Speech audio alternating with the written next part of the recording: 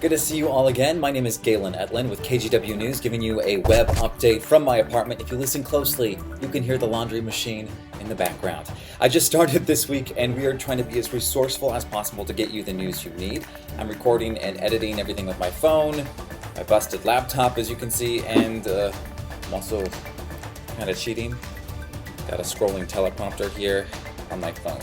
So forgive the scrolling eyes. We're making do. Now we've got a lot to cover, both serious and uplifting, so let's just get started. First, let's take a look at KGW.com right now, which makes this pretty easy at a glance. Here are Oregon's COVID-19 numbers as of Friday morning. 21 people have died, up from 19. There are at least 826 cases, but more than 15,000 people who have tested for the virus have tested negative. In Washington, 262 people have died, and 73,000 people tested negative so far. And we're following some developing stories here. I'm joined now by KGW's Morgan Romero following the pandemic's impact on Oregon's court system. Morgan, this is our first time actually talking. It is, and I hear you're coming home, so welcome home. Thank you so much. It's good to be here, and you're working on a really important story that I was interested in seeing here. A brief overview, it's about families and kids impacted in the court system. What exactly are you looking at? Prior to Oregon Governor Kate Brown's stay-home order and the whole outbreak, there were, thousands of cases in the family court system. And the family court system encompasses multiple circuit courts around the state of Oregon. And so the Chief Justice of the state of Oregon put out level 3 restrictions on all court operations. And she basically said, any trial, proceeding, or hearing that is not deemed essential has to be postponed until June 1st, meaning that's not just family court, by the way. So that's all civil, criminal, and other trials, proceedings, and hearings as well. But of course, it does impact domestic relations cases in family court. And so the ones that aren't necessarily essential are divorce cases, child custody cases, and any changes or modifications to those cases. There are essential proceedings within family court, right? So if something's really urgent or pressing or emergent, that would be something like a restraining order or sexual abuse order or elder abuse order, child abuse order, and then also enforcement of parenting time as well. So, for a lot of families, this is really frustrating because they've been waiting for months, sometimes years. Anyone who's familiar with family law knows that it could take years for your case to move through the system. And so here they are having to wait at least until June 1st for a trial or a hearing in the court system.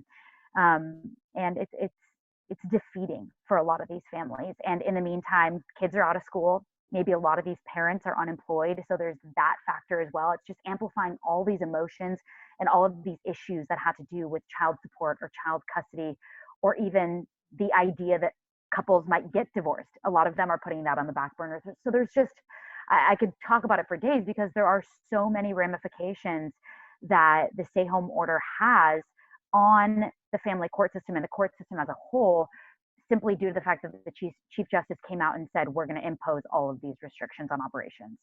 Now, as you were following all of this and investigating, what really stood out to you? What were some of the big takeaways? What made this important to you to cover? I've covered family law for a couple years now, back at my old station in Boise and then here. And I just hear from so many families where maybe domestic violence is a big problem in their household, child abuse, partner abuse. And for some of these families that maybe don't have a restraining order or haven't thought about pursuing that avenue, this is a really dangerous situation for them. So that's kind of how this story idea came to be, was like, okay, you've got domestic violence in a lot of these households, and just situations that are exacerbated because people are quarantined essentially together in these homes and perhaps not working. And if someone's an addict, then they're turning to those sorts of avenues. That was the catalyst for the story. And that's kind of what stood out to me. And then as I pursued it, I said, you know what, this needs to be 2 separate stories. So I'm actually pursuing an entirely different domestic violence story on Saturday. I got some numbers from police about how domestic violence calls and arrests are up in a lot of jurisdictions. And then again, on the flip side of that, I talked to an attorney who really talked about all of the implications that this has on families. And I think the biggest message here, and I think what's resonated with me a lot, is, we still have to wake up every single day. We still have to go to work for those of us that have jobs that are deemed essential, or jobs that may not be deemed essential but haven't been furloughed. We still have to tend to our obligations to our families, to our kids. And while so many events and aspects of our life have been put on hold or postponed, life still goes on. The world still moves. And for so many of these families, that's life. Like life is still going on. And often life means cases in the family court systems that they just want resolved and they just want remedied. And they want to be with their kids and they want to be separated from that partner for maybe a marriage that was tumultuous, or a partnership that just didn't work out. But this is really putting a wrench in that right now. It impacts so many people, and it was really interesting looking at the web version of your story. I'm interested to see what it's going to look like on TV. Everyone can look at it on KGW News Channel 8 and KGW.com. In the meantime, Morgan, thank you so much. Thanks, Galen. I appreciate it. Our team at KGW is working to be solutions forward for you. Friday morning, our team joined Lines for Life for a live Q&A on Reddit about mental health and suicide prevention during this pandemic.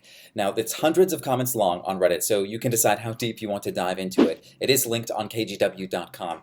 But here's a few takeaways for you. One user asked, what are some of the best actions people can take in support of ourselves and one another? Greg Borders with Lines for Life said this: stay socially connected, do not isolate, and if you are feeling well mentally, this is a great time to go through your phone contacts to see who could really benefit from you reaching out. Also, take care of yourself and stay active. And one more, a Reddit user said this: I have a hard time having any positive thoughts. How do I change my perspective when everything seems hopeless? First off, from me, Galen, you're not alone. A lot of people are experiencing this, but I think the even better answer comes from my assistant news director, John Tierney. He says this: if you look closely, there are so many stories of hope out there. Seek those out and let them inform your view of the world. One of our anchors reminded our audience that when you see empty streets, you're actually seeing a powerful signal of love and compassion. People are staying home to keep their community safe. Amen to that. Now, I leave you all here with a positive note, one of those acts of human compassion. My neighbor, Victoria Hellman, sent me this text message showing pictures of masks that she's making from home. And this isn't something that she normally does. She's making these for hospital workers in Salem. Let's all be more like my neighbor, Victoria.